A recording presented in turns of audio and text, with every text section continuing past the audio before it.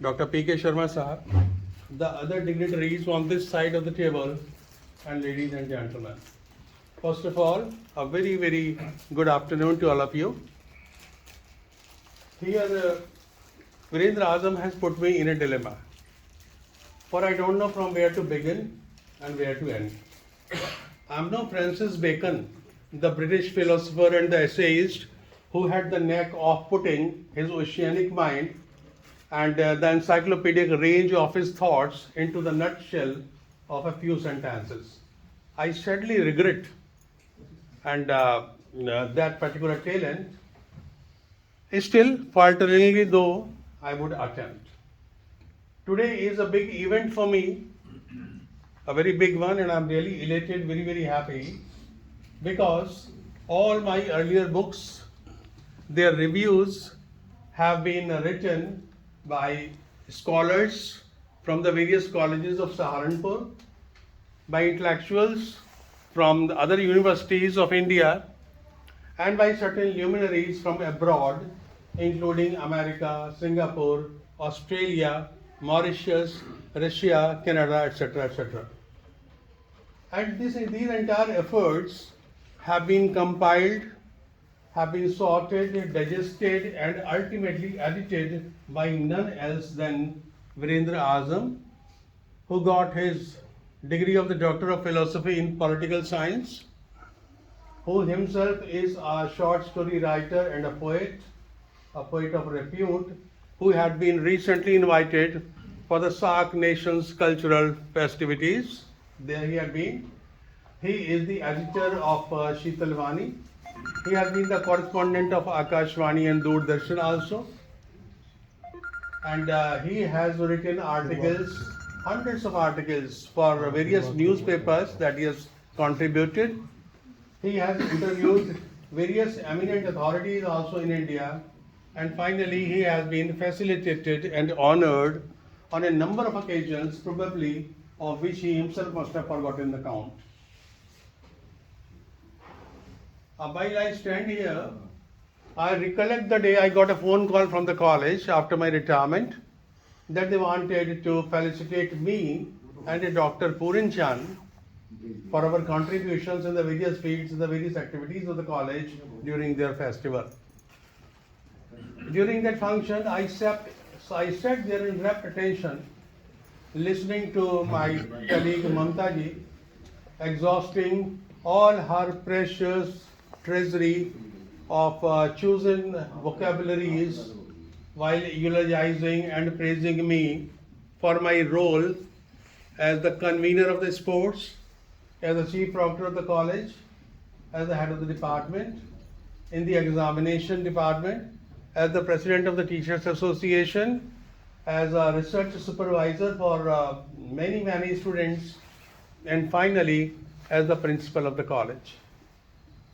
I sat wondering, because I was still overbrimming with lots of confidence and energy and verve, and I could have carried on for a decade more. But then the writing was on the wall. The curtain came down on my professional career, and I had no option but to bow out gracefully. Today I find myself once again in a similar position, because when a stage artist or an actors or a singers or a writers, whatever you call that, when the entire lifelong works are reviewed and published in one single volume, it is nothing less but another like kind of achievement honor. But the question that comes to my mind is, should I call it a day again? Should I quit writing? Should I hang my boots on the wall and rest from writing? No, that I cannot do right now. Because I remember John Keats and one of his sonnets, probably all of you might have read, When I Have Fears That I May Cease to Be. In that sonnet, he expressed the fears that suppose he dies, and still so many mature and ripe ideas are still in his mind that have not been expressed in writing. He compared his mind to a granary store that was full of ripe grains. So his mind is still, with lots of ideas and imaginations and thoughts and doubts and hopes and fears, optimisms and pessimisms, and so many conceits, still these have to see the light of the day. In fact, recently I have composed around 100 more poems, which when I read and reread over and over, I found them to be one of my best compositions. I'm not flattering myself, but actually I'm the worst critic of my works, because before it goes to publication, I once again see it 1,000 times. So I found it one of the most satisfying kind of a thing. So my mind is still working. The quill is still moving in my hands. Let me remind you of William Shakespeare. Hamlet was one of his best and the greatest of the plays. The tragedy of the Prince of Denmark. Shakespeare peaked in his imaginative and creative powers in that only play. The Tempest, the last one, though hugely successful, was not a patch to Hamlet. Because Shakespeare's powers were also declining. The chief protagonist of that play, Prospero, who is a magician, just like William Shakespeare, because he also with his pen used to cast a magical spell over the audiences, and they stood there spellbound.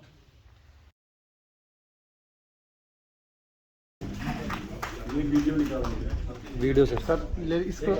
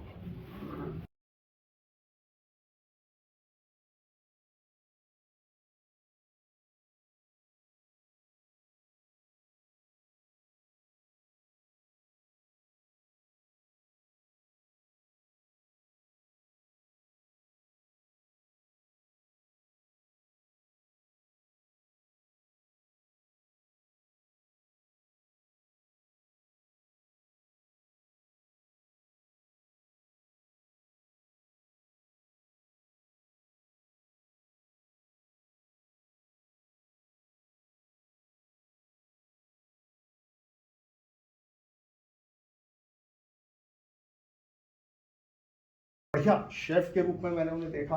मैं समझता हूँ कि आसपास तो कोई होगा नहीं,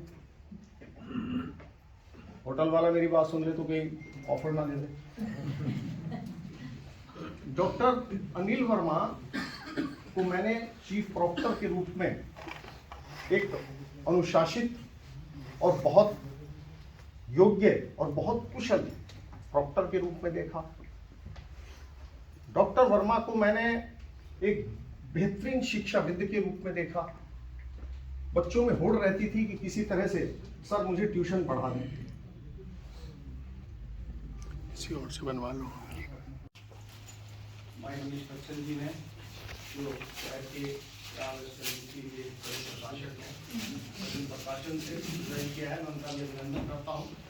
और मेरे रिक्वेस्ट पर दैनिक हिंदुस्तान के ब्यूरो चीफ भाई प्रणव अग्रवाल जी आए हैं, वरिष्ठ पत्रकार भाई केंद्र आए हैं, अमर उजाला से भाई जगदीप आए हैं, मैं उनका भी अभिनंदन और स्वागत करता हूँ।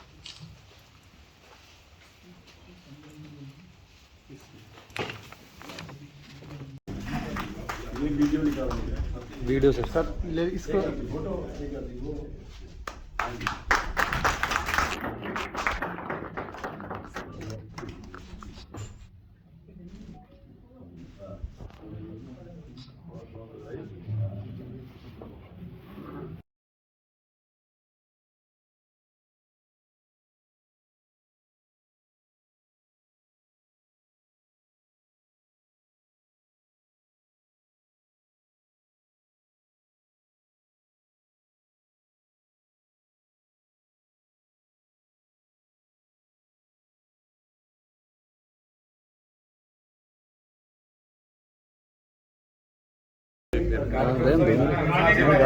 खाने की जो व्यंजनों की बात बीच में कर दी, तो एहसास दिला दिया यार।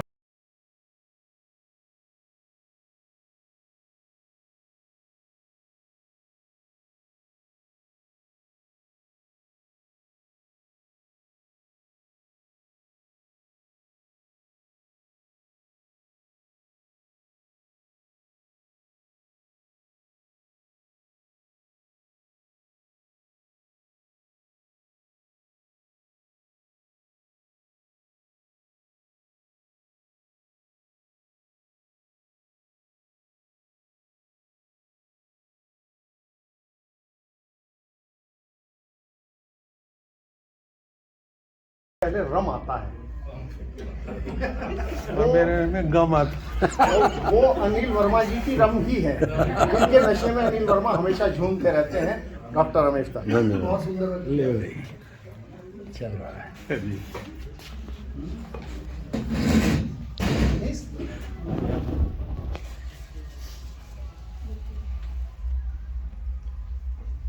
क्या कहूँ कुछ कहा नहीं जाए, बिन कहे भी रहा नहीं जाए।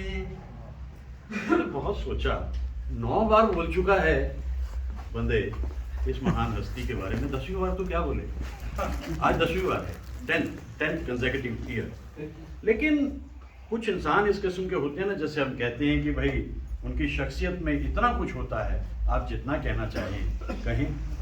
तो मैं सबको प्रणाम करते हुए, चूँकि मेरे सभी सीनियर्स यहाँ मौजूद हैं जिन्होंने मुझे, जैसे पीके शर्मा जी ने इस रास्ते पर पहुँचाया, और शुक्ला जी को तो हम हमेशा से ही आदरणीय मानते हैं, और आर के गुप्ता साहब one of the finest person, और जुगल जोड़ी आपके लिए दुआएं।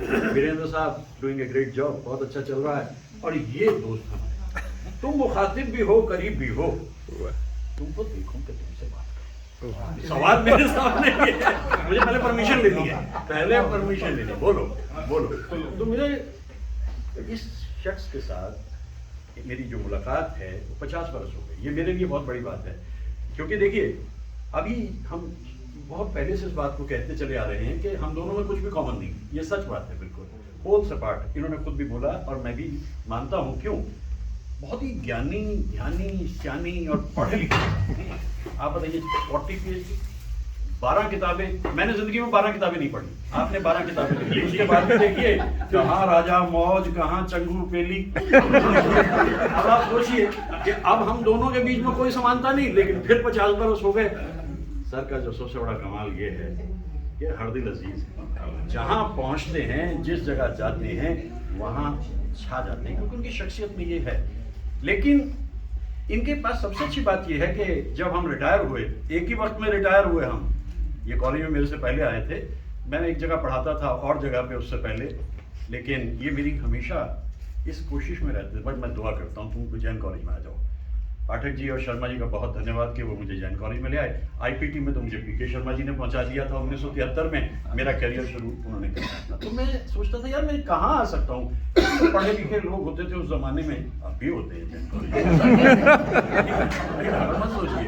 तो उनके बीच में ये इंसान जब मैंने देखा पहली बार, एक तो इतना सुंदर इंसान कभी लेक्चरर के रूप में जैन कॉलेज में आया। अब की बात है, मैं देखिए मैं आपको पहले बता दूं, मैं पाठक जी के परिवार का हिस्सा था।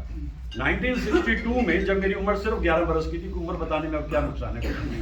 जब मेरी उम्र 11 बरस की थी, उनके बेटे भानु के साथ में जाता था, क्योंकि पाठक जी वाइस प्रिंसिपल थे और कैंटीन में बैठ करके हम लोग समोसे खाते थे। तो मेरा उस कॉलेज से तब से ताल्लुक है। तो मैं आपको बता सकता हूँ, और शर्मा जी तो 56 में लड्डू खाए जब कॉलेज बना था, तो ये कहेंगे कि वाकई ऐसा इंसान तो आया नहीं। इनकी सबसे अच्छी बात क्या है कि ये जो किताबें लिख रहे हैं, इन किताब तो गुलजार साहब कहते हैं किताबें झांकती हैं बंद अलमारी के शीशों से। ऐसी किताबें जब आती हैं सामने तो वो शीशे से बाहर आ जाती हैं। और जैसा मैं मानता हूँ कि मैं चल के तो नहीं आता खैर मैं, लेकिन 10 की 10 बार मैं आया हूँ। चूँकि मेरा बसेरा आजकल बेंगलोर में है, इनको तो काम मिल गया अपने ही शहर के अंदर बैठे बैठे ये सारा दिन लिखते हैं, पूरे बरस लिखते हैं, और मैं आवारा हूँ, मैं फिरता रहता हूँ और मैं अपने वीडियो बनाता रहता हूँ, यूट्यूब पर डालता रहता हूँ अपने नाम से ही, और दोस्त मित्र मेरे देख लेते हैं। तो मुझे क्या, मैं हमेशा एक बात कहता हूँ, रिटायरमेंट का जो लम्हा है वो दुनिया का सबसे मुश्किल लम्हा है। उसके बाद की जिंदगी बड़ी सूनी है। आप क्या करेंगे?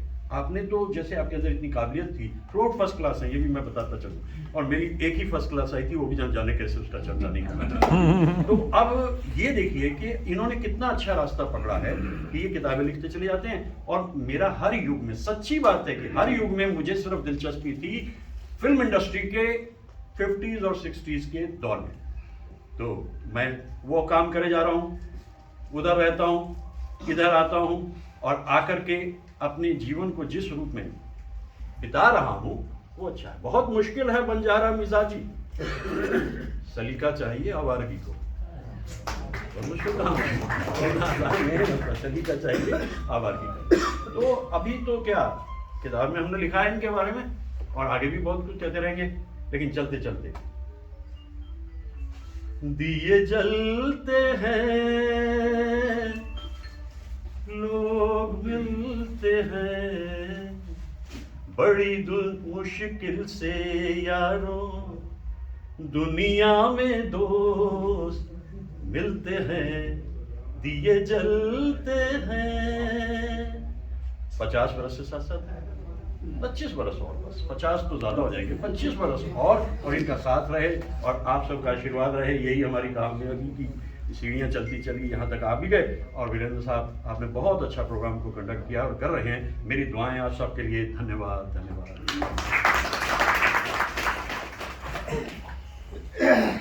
सही कहा था उन्होंने कि दोनों ने एक दूसरे को चुना धन्यवाद। और दोनों ने एक दूसरे को बुना, वाह वाह, वाह जी वाह। ये भी जरूरी था, और एक दूसरे को गुना। वो कह रहे हैं धुना भी जमा। ये जो इनकी टाइमिंग है ना, ये टाइमिंग बड़ी परफेक्ट है। देखिए, कथा पूरा नहीं होता था अगर ये इसमें मिसरा ना आता तो। और मैं आज के मैं हर बार वर्मा सर को कुछ ना कुछ भेंट करता हूँ, और अगर 9 फंक्शन हुए हैं तो 9 फंक्शन में मेरा ख्याल है 6 या 7 मैंने प्रतिमा भेंट की है जो बुद्ध की है। अब ये मुझे कह देंगे कि नहीं मत देना इसको, लेकिन इस बार इनके लिए जो गिफ्ट है वो डिफरेंट है। और डिफरेंट इस सेंस में है कि ये जो सबसे अच्छी बात है, ये मेरा अक्षय पात्र है, खाली नहीं होता कभी भी, कुदरत की बड़ी मेहरबानी है इसके ऊपर। तो इस बार मैंने सोचा कि देखो अभी बुद्ध तो बहुत हो गए घर में, देखिए और सब उसका असर भी दिखाई दे रहा है। इतनी शांति और इतना सुकून, इतना इत्मीनान, चैन आज के ज़माने में दिखता नहीं कहीं। तो इस बार मैंने सोचा कि इनको हम कुछ क्रिस्टल भेंट करते हैं, और ये खिले हुए फूल इनकी ज़िंदगी में हमेशा इसी तरह से छाए रहे।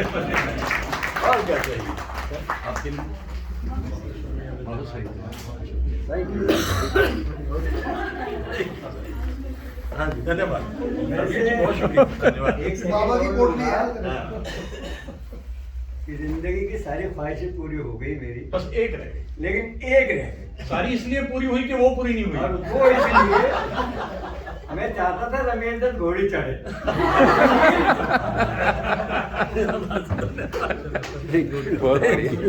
Thank you. जितने नाम इन्होंने बताए उनमें से 2 आदमियों को छोड़ के, बोरा साहब को छोड़ के, एक वर्मा साहब भी थे, हाँ, BD1 आपसे पहले। बाकी सबने मुझे पढ़ाया। और उस समय मेरा जो टॉपिक था, सबसे ज्यादा फेवरेट शेक्सपियर था। शेक्सपियर को मैंने बहुत पढ़ा, और आज जो मैं देख रहा हूँ वर्मा जी को, भाई शेक्सपियर ड्रामा भी करते थे, इन्होंने ड्रामा किया।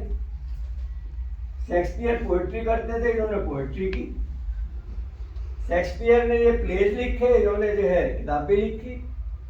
और मुझे लगता है कि शेक्सपियर से भी आगे निकल गए, क्योंकि उसने 49 करे थे, प्लेज लिखे थे, और इनके 40 PhD और 11 किताब। तो मुझे लगता है कि आज के शेक्सपियर ही। तो अभी मैंने किताब देखी, वो तुमने तो अभी खोली भी नहीं मुझे लगता है। तो मैंने देखा कि भाई इंटरनेशनल रिकॉग्निशन, तो इंटरनेशनल रिकॉग्निशन का मतलब ये लिखा इंटरनेशनल राइट। मुझे इस बात की बहुत खुशी है कि मेरे सामने एक ऐसा आदमी आया था जो अंग्रेजी को अंग्रेजी में पढ़ाता था। मैंने पिछली बार भी बात करी, और आज वही आदमी इंटरनेशनली रिकॉग्नाइज एक लिटरेरी पर्सन है। तो मेरे लिए बहुत ज़्यादा ये खुशी की बात है। तो इस गोल्डन जुबली ईयर में मेरे लिए वो एक इंटरनेशनल लिटरेरी पर्सन है, और मैं उनका सम्मान जो है इस एक छोटे से उपहार से करना चाहता हूँ, ताकि ये जो है ये किसी ने नहीं पहना है।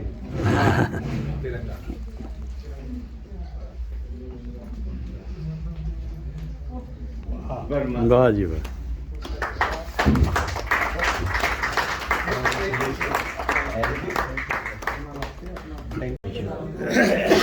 वैसे जैसा मैंने पहले ही कहा था कि गाना बचपन से ही शौक था, 4-5 बरस की उम्र से शुरू कर दिया था गाना। फिर इधर 22 साल तक आते आते पढ़ाने के लिए शिक्षक हो गए, और पूरे इनिंग्स खेल के जैसे ही मिला 30 जून 2013, वो जैसे गुलेल से पत्थर निकल के भागता है ना, मैं ऐसे निकल के भागा, क्योंकि मेरा तो हमेशा शौक ही 50s और 60s के सिनेमा को याद करना था। बेंगलोर में बैठे हुए भी अपने दोस्तों के बीच में उसी दौर को रिवाइव करता हूँ। उसकी वजह है, उसकी गहराई देखिए, अल्फाज, मौसीकी, गायकी और अदाकारी कॉन्फ्लुएंस होता था उसका। अब चूंकि हम खाने की तरफ बढ़ रहे हैं तो चलते चलते मैं एक बात और कह दूं,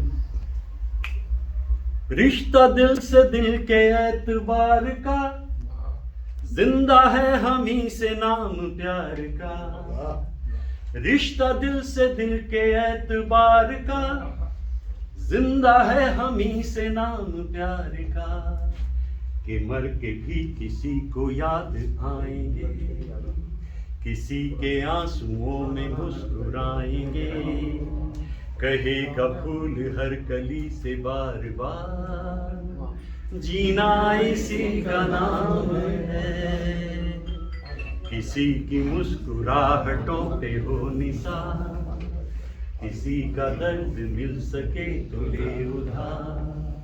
किसी के वास्ते हो तेरे दिल में प्यार, जीना इसी का नाम है। बहुत शुक्रिया, धन्यवाद वीरेंद्र साहब, बहुत अच्छे ढंग से कंडक्ट की। Thank you, thank you, thank you. आज के इस आयोजन में आप सब लोग पधारे, आपने अपना अमूल्य समय दिया, असीम स्नेह दिया, आपका बहुत बहुत धन्यवाद। और आशा है कि आगे भी, क्योंकि तो हर साल का आयोजन है, जैसा कि अभी बताया कि आपका स्नेह इसी तरह सहयोग मिलता रहेगा। इसके साथ मैं आप सबको भोजन के लिए आमंत्रित करता हूँ। आइए चलते हैं। आपका एक बार पुनः धन्यवाद।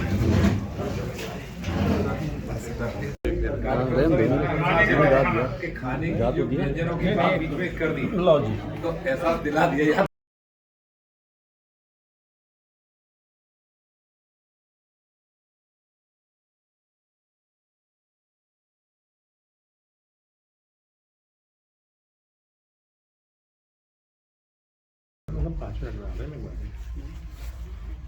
अब जब घर के बुढ़े बोलते हैं तो जब ज्यादा बोलते हैं। बुढ़ापे की पहचान यही है। तो आज के लिए मुझे बुढ़ा बना दिया है, तो कम से कम 5-7 मिनट मिलनी चाहिए। हाँ, बिल्कुल। हाँ, मिलनी चाहिए। राजशेखर एक कवि हुए बहुत अच्छे। वो प्राकृत में भी लिखते हैं, संस्कृत में भी लिखते हैं, और एक जगह बैठते नहीं। से उनका नाम यायावर है, घुमंतु जिसे आप कह सकते हैं, आवारा। उनकी एक छोटी सी नाटिका है, उसमें ये कहता है राजा कि ऐसा लगता है कि शिशिर को जीत करके बसंत ऋतु आ ही गई है। कैसे पता चलता है कि अब जो सुंदरियां हैं, महिलाएं हैं, सुंदर समझते हैं ना, वो होठों के ऊपर ज्यादा चिकनाई नहीं लगाती, क्योंकि सर्दियों होठ फटते जाते हैं। बहुत सुगंधित तेल की मालिश नहीं करती, पहले किया करती थी लाल तेल की, बैठ के सर्दियों में। कसे कसे कपड़े नहीं पहनती हैं, और चेहरे के ऊपर ज्यादा मेकअप भी नहीं लगाती। तो मैं समझता हूं कि ये पक्का हो गया है कि वसंत ऋतु ने शिशिर को जीत लिया, प्राप्त हो चुका है। वसंत की पहचान वो है। हमारी वसंत की पहचान क्या है? 25 फरवरी के आसपास डॉक्टर अनिल वर्मा की एक बहुत गजब की काव्यमयी वाटिका हो, या वो गद्य वाटिका है, शब्द वाटिका है, वो जब आएगी तो 25 फरवरी के आसपास वसंत जरूर आएगा। ये हमारी मान्यता है, और 10 साल से देखते आ रहे हैं। अब ये चाहते हैं कि ये हमारी मान्यता बनी रहे बराबर। मौसम के विज्ञानी कुछ भी कहे, लेकिन हमारा विज्ञान ये कहे। बहुत बढ़िया। एक को कामदेव, एक को शांति देव, पता नहीं क्या क्या बताया, बता के चले गए। जो कृष्ण है, कृष्ण का अर्थ है आकर्षण करता, खींचता है, वो खींचता है। और मजे की बात यह है कि कृष्ण का एक नाम अनिल भी है। बहुत बढ़िया। सहस्र नाम में आता है। तो जिस समय कृष्ण जी छोटे ही से जब आए मथुरा में, तो उनके ऊपर जो फोकस है वो कैसा कैसा है, लोगों ने कैसा समझा वो बता देते हैं। जो पहलवान थे डील डॉल वाले, उनको लगे छोटा है तो लौंडा भी निकल कर, लेकिन कूट के जाएगा। तो बड़े बड़े पहलवान जो धराशायी हुए, आप सबको पता है क्या नाम लेना उनका, किसी का गला पकड़ा, किसी के कमर तोड़ी, किसी का बड़े जो आया पहलवान निपटा दिया उसने। मल्ला नाम शनि निर्णाम नरवर है। जो समझदार लोग थे पढ़े लिखे, वो समझते थे है तो अभी ये छोटा ही लड़का, लेकिन श्रेष्ठ है। नरों में वर मन श्रेष्ठ है। स्त्रीणाम नरो मूर्तिमान, जो महिलाएं हैं, दर्शक जो है महिलाएं, वो देखते बिल्कुल कामदेव बैठा हुआ है। भागवत में कहा ही, मैं नहीं कह रहा। गोपानाम, जो गोप साथी संगी है, उनके लिए स्वजन अपने आदमी है। जो शास्ता, जो असत आचरण करने वाले हैं राजा, उनके लिए वो कंट्रोलर है, प्रोक्टर है। मृत्यु भोजपते, कंस के लिए मौत है। योगियों के लिए तत्व है, ब्रह्म तत्व है, आदि आदि। तो ऐसे एक रूप वाले कृष्ण को जितने दर्शक बैठे थे दसों दिशाओं में, अपने अपने हिसाब से देख रहे थे। तो इनके कितने मित्र हैं जो इनको अपना दोस्त समझते। कुछ ऐसे अंकल हैं, कुछ कहते मेरा भाई है, कुछ कहते कुछ भी हो, है बड़ा जालिम, माफ नहीं करता। वो कब अनिल से अनल बन जाए, कब बवंडर से आग बन जाए, किसी को पता नहीं सर। ये लोग कह के गए, मैं उसके आपको बता रहा, अपना कुछ नहीं कहा। दोस्ती दो अस्त, अस्ति दो अस्त, दो हैं लेकिन दो हैं अलग अलग, लेकिन है एक। मैं अभी 1.5 महीने पहले गया था बंगलोर जी, बिल्कुल। तो मैंने फोन किया दत्त साहब को, मैंने कहा आजकल कहाँ हैं? तो ये घड़ी की सुई बड़ी या सेकंड की फटाफट घूमती रहती है, तो भूमंडल की घड़ी है, हाँ पहुँच जाए, पता ठिकाना कुछ नहीं। बोले कल इतने बजे वहां था, आज इतने बज के इतने मिनट पे इतने सेकंड पे वहां रहूंगा। मैंने कहा मैं 3-4 दिन के लिए बेंगलोर आया हूँ, तो आपसे बीच में प्रोग्राम मैंने टेलीफोन पे सेट होएगा, मिलना नहीं हो पाएगा। वही बात भी नहीं मिल पाए। बोले हाँ लेकिन 25 फरवरी को मिलेंगे जरूर। और ये ऐसे मेहमान हैं, इनके पास चिट्ठी जाए न जाए, ये आएंगे तो जरूर, लेकिन बताएंगे नहीं। ये में हम जो मेजबान हैं, उन्हें भरोसा आएगा जरूर, और जब तक चाय से सुना नहीं दूंगा उसे चैन नहीं पड़ेगी। इनके वो मधुर भाषण, वो प्यार की बातें, अरे बड़े तकदीर से मिलती है साहब। आप लोग आप में मर गए, यहाँ जो महफिले उस्ताद में जाना ने खुलासा कर दी। प्रेमियों की महफिल लगी हुई, आप लोग बैठे हुए, महफिले उस्ताद में जाना ने खुलासा कर दी। जाम देवगर यूं कहा, तेरा तुम्हारा आपका। तू तो सबसे प्यारा संबोधन है साहब। Thou who pervadest all the worlds below, हम दाऊ कहते हैं भगवान को। आप कभी नहीं कहा तुम्हें माता से पिता तुम्हें। आप तो दुश्मन को बोलते हैं। अगर आपके बड़े ने के भी आपको आप कह दिया तो समझिए आपकी बेइज्जती हो गई। माता पिता तू कह के बात करो, उस तू में जो प्यार है उसका कोई मुकाबला नहीं। तो इनको तू कहने वाले भी बहुत है। आप वाले पाप पार्टी बना के घूम रहे हैं दिल्ली में, तुम वाले नजदीक है। आप बहुत पढ़े, पढ़ के चले गए, हर बार डिग्रियां मिलती हैं, क्वालिफिकेशन होते हैं। आपने दिया क्या समाज को? आपके ऊपर जब आप धराधाम पे आए थे, पूर्णचंद जी की भाषा में, जब आपका अवतरण हुआ था, आप पैदा हुए, तो 3 लोन आप लेके आए हुए। देव ऋण, ऋषि ऋण और पितृ। सबसे पहला हमारे पर कब्जा है देवताओं का। डॉक्टर साहब बैठे हैं यहाँ, आँख के जो घेरा तो सबका एक जैसा ही है, काली पुतली भी है, लेकिन 10 करोड़ में 2 ऐसे हैं जिनके नहीं दिख रहा। तो आँख का देवता सूर्य है, सेहत का देवता सूर्य है, हाथों का देवता जो काम कराता इंद्र है, आदि आदि सब देवता है। अगर ये देवता जिन्होंने हमारे इस शरीर को बना के इस तरह भेजा है, तो हमारा फर्ज ये बनता है कि हम उनके लिए रिटर्न गिफ्ट देते जाएं। रिटर्न गिफ्ट क्या होगा? अब ये क्रिस्टल तो हम दे नहीं सकते, किसी के पास साधन नहीं होते, तो देवता को याद ही कर लीजिए। तो देवता सबसे बड़ा मालूम कौन है? विष्णु भगवान है। रमा नाम है लक्ष्मी का, रमेश है विष्णु भगवान। इनको याद कर लेते हैं, याद करते ही याद नहीं। दूसरा ऋण है पितृ ऋण। पितृ माने माता पिता दोनों। जो आदमी सुबह उठते ही माता पिता को याद कर लेता, नमस्ते कर लेता है, पैर छू लेता है, दुनिया की कोई ताकत नहीं उसका कोई बिगाड़ सके, कोई ताकत नहीं उसकी। जिसमें मनु कहते हैं यन्माता पितरौ क्लेशम सहेते संभवेन्द्रणाम। एक बच्चा बनाने में, पैदा नहीं करना, बनाने में इतना कष्ट माता पिता झेलते हैं, यह तस्य निष्क्रिय शक्या कर्तुम वर्षतैरपि, 100 साल में भी हम उसका बदला चुका नहीं सकते।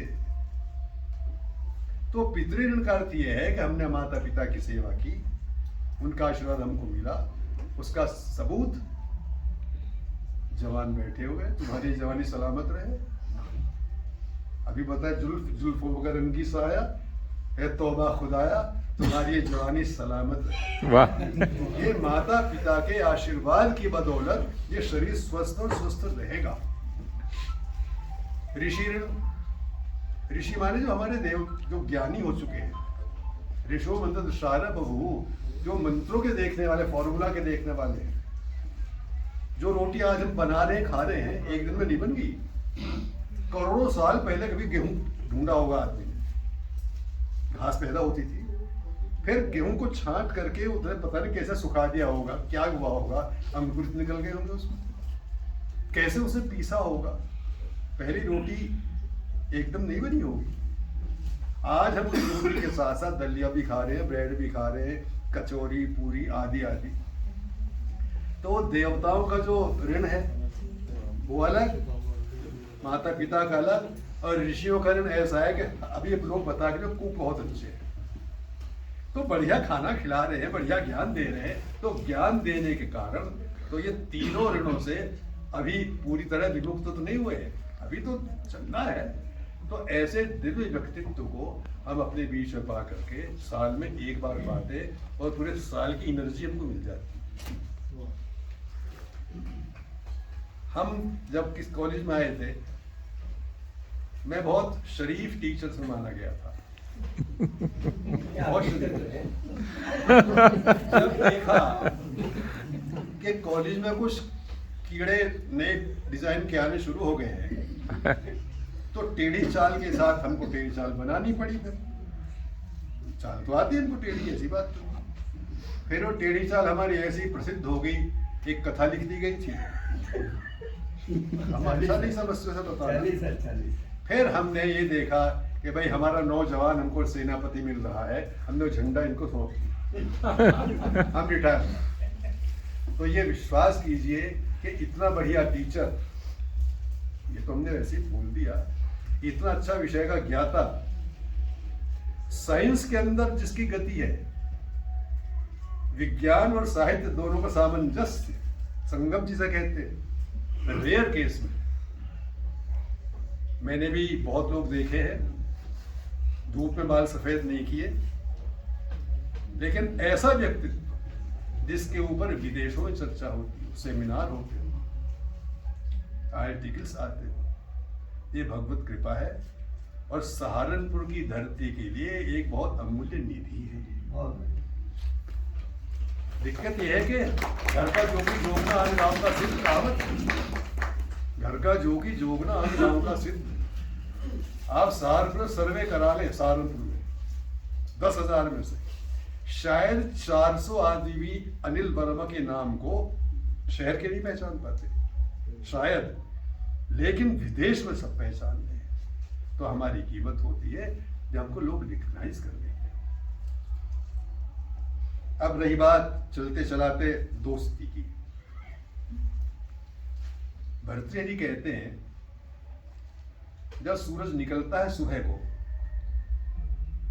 तो इस पेड़ के ऊपर छाया पड़ेगी, जैसे सूरज निकलेगा पेड़ की छाया लंबी जाएगी, और जैसे धीरे धीरे सूरज आता जाएगा ऊपर, ये बिल्कुल यहीं आ जाएगी। तो एक तो है दिन के पहले हिस्से की, फर्स्ट सेशन की संध्या छाया, एक है दोपहर के बाद की। दोपहर के बाद की जो क्रिकेट में छाया पड़ती है, पहले थोड़ी पड़ती है, फिर धीरे धीरे लंबी होती चली जाती है। कमेंट्री वाला कहता है कि अब साए लंबे होने लगे। तो जो कमीन है ना, नीच, अंग्रेजी में जैसे कमीन कहते हैं, हिंदी में, अंग्रेजी में जो मीन है, हिंदी का कमीन वही है। अगर आपको कम बोला मीन कह दे, जरा एक अक्षर बोला तो कमीन कह दे। तो मीन या कमीन की जो मैत्री है, वो तो है दोपहर से पहले पहले पेड़ों की छाया वाली। पहले बड़ी दिखाई देगी, लंबी एक, सूरज निकला लंबी जा रही छाया, धीरे धीरे कम होती चली जाए। और सज्जनों की पहले छोटी होगी छाया पेड़ की जैसे, और दूर तक जाएगी। तो ये छाया वैसी है। ये दोनों बिल्कुल जो मैंने बताया दिन के पिछले हिस्से की। मैं इन दोनों के उस दोस्ती को, उस मित्रता को मैं ये शुभकामना करता हूँ कि बराबर में है, जैसे पानी की और दूध की, फूल की और खुशबू की, ज्ञान की और विस्तार की, प्रचार की, दान की और मेहमान की, ऐसे दोस्ती बनी रहेगी। आज आप लोगों ने बहुत अच्छी तरह से मुझे सुन लिया है, क्योंकि भोजन तैयार है। अक्सर ऐसा होता है जब मेरा नंबर आता है, वो भोजन की बात कह रहे, आज मैं कलमती की, आज कर दिया खाने का। बहुत धन्यवाद सबका। धन्यवाद डॉक्टर साहब। सर का एक गाना और होगा। हाँ, तो वही मैं कहना चाह रहा हूँ। अच्छा अच्छा अच्छा अच्छा उसके बिना ये महफिल अधूरी गाने के